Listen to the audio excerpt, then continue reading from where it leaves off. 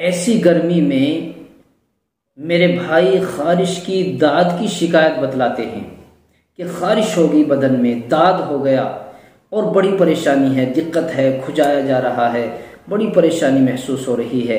तो मैं उन भाइयों को सिर्फ एक बात कहूँगा, वो तुलसी के पत्ते ले लें और कुछ नहीं लेना, सिर्फ तुलसी के पत्ते, इसके अलावा और कोई दवाई नहीं लेनी है। तुलसी के पत्ते पानी में पीस कर लेप बना ले, थोड़ा थोड़ा पानी डालें, पीसते रहें, लेप यानी चटनी जैसा हो जाएगा वो, कुछ गाढ़ा सा।